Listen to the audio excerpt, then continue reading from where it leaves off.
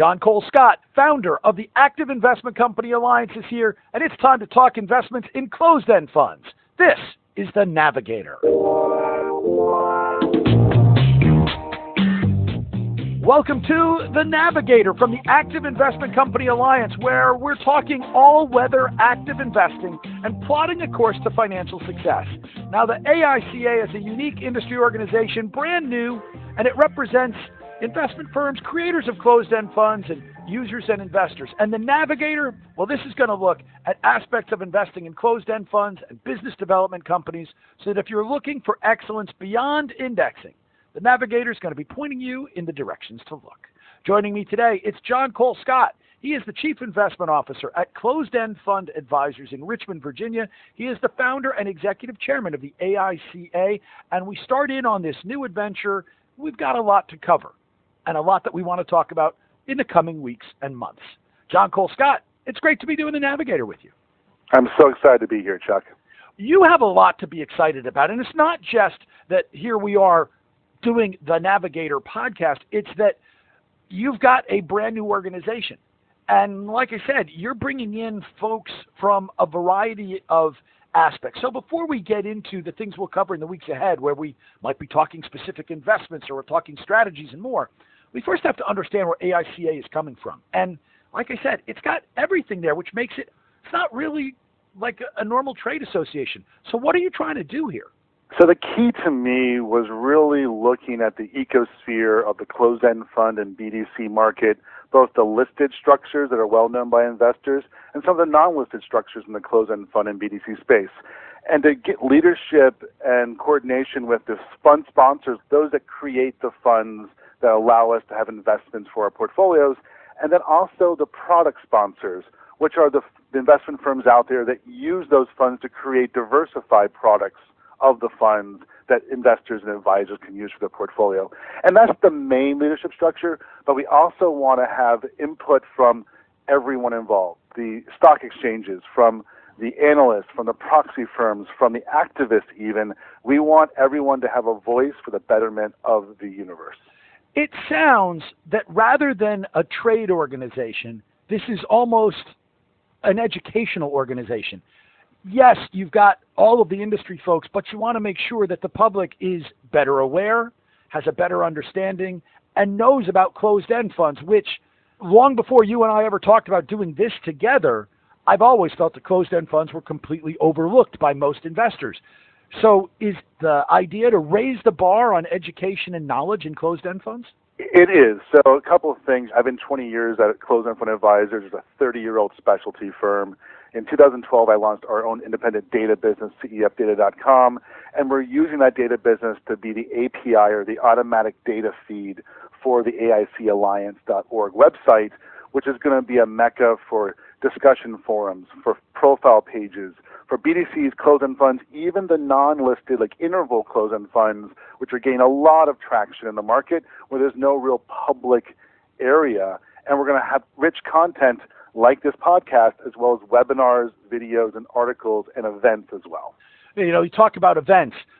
I'm going to be heading to one of your events the first week of November. I'll be there both on a panel and talking to folks on closed-end funds. The purpose of the events and the things you're doing, you're bringing together some folks that we don't normally see at things like a Morningstar meeting or a Schwab meeting. So what are you trying to accomplish with that?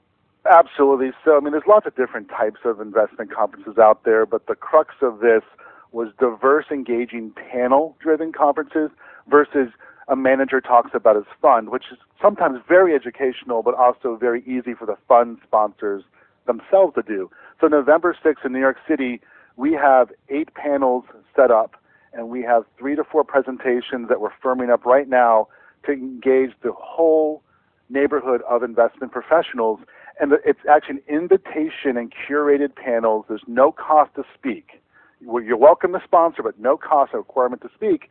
And the attendees are paying a conference fee where half the revenue to cover the conference is paid by the ticket price to attend. And that is not very common in the closed-end fund world. That's not common in the investment world, quite honestly. But the other thing that you've got going here is you have all of the data. Now, you talked about your data, and at Closed-End Fund Advisors, your website is cefadvisors.com, but you also have the sister site, cefdata.com. You're talking about the data and what is out there. How important is it that we wind up getting, for closed-end funds, understandable, easy to read, easy to take a temperature kind of data? Because, quite honestly, we haven't had much of it. And, oh, by the way, closed-end funds are not some new investment. Technically, it's all part of the unit investment trust business, and that predated mutual funds. It is. The first closed-end fund is 1860 in Holland, the Tulip boats, which weren't a good investment, but the first investment company. London in the 1800s, 1893, and the New York Stock Exchange, a good century before the first exchange-traded fund. And so as you talk about the data, we've grown from a data business that was originally spreadsheets and Google Sheets to a full SQL database coded for analysts to collect every press release, every fact card, everything we can get, we put into our system, and then try to do comparisons and benchmarking of data, try to uniform data, press on sponsors that don't give us data that other sponsors do, as well as even develop 35 benchmarking indices so we can do more granular analysis of our work for clients as well as our peers' work for clients. Okay, so now we've got this piece, the navigator that we're talking about here. We're going to try to go soup to nuts on closed-end funds. There are going to be those times when we're talking with closed-end fund managers about product. There are going to be times when we're looking at industry specialists about this industry versus that industry or these sectors or what they see happening. And then we'll also be talking about closed-end fund investment issues, things like, do you ever buy a fund that's trading at a premium? Do you look at discounts and say, ooh, how do I want to deal with this? What do you do when there's a conversion from a closed-end fund to an open-end fund, or even the other way, which does happen sometimes? So what are you hoping people will get from the navigator? One of the ideas we really want to get to are there some sponsors out there that have a BDC and a listed closed-end fund and a non-listed closed-end fund, or some version of that, and we want them to come out and talk about how they put different investments in each of those investment wrappers and how investors or advisors should consider each of them differently for different outlooks, different risk tolerances than simply apples to apples. We also want to bring in the seasonality you talked about. There's an activist season that tends to evolve in the closed-end fund space. There's often tax loss selling that hits around mid-November through mid-February, a seasonally widening and narrowing of investments. Last year was 6%. It was ridiculously cool. And those are some of the things we want to do.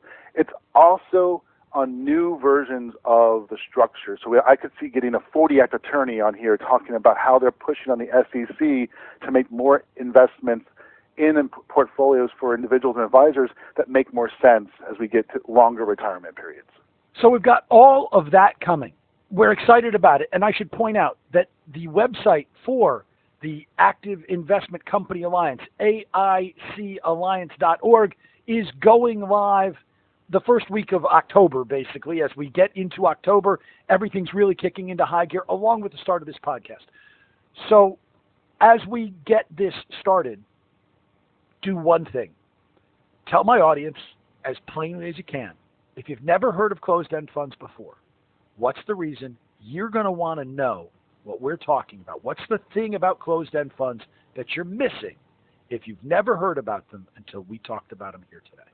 The most amazing thing about closed-end funds are that there's an active manager inside a fixed capital structure where he doesn't have to worry about inflows, outflows, redemption pressures, people throwing in money at the top and pulling money at the bottom. They also can use prudent use of leverage at relatively low rates to enhance yield in most environments, which allows them on average to yield 7 to 9%. And so it gives you reoccurring cash flows across 14 equity and bond sectors.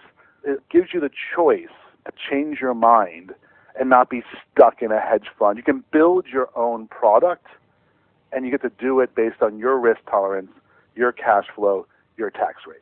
And for investors, especially income-oriented dividend investors, a wide range of products that aren't really available to individuals elsewhere, correct? Absolutely. Even though there are some non-income focused funds that are phenomenal that I will can't wait to see on this podcast, that is a heavy 20-year version of the answer. I can't wait to get to it. This has been a great start, but I'm looking forward to really picking things up with you and other members of the Active Investment Company Alliance down the line. John Cole Scott, thanks for joining us. So happy, Chuck. Thank you. John Cole Scott is Chief Investment Officer at Closed End Fund Advisors, and he is the founder and executive chairman of the Active Investment Company Alliance. The Navigator is a joint production of the Active Investment Company Alliance and Money Life with Chuck Jaffe. I'm your host, Chuck Jaffe, and you can learn more about my show at moneylifeshow.com. To learn more about all-weather investing, closed-end funds, and business development companies, go to aicalliance.org. The Navigator podcast is available every Friday on all your finer podcast platforms. We've got so much to do, and we thank you so much for joining us. We'll bring you more information on closed-end fund investing next week.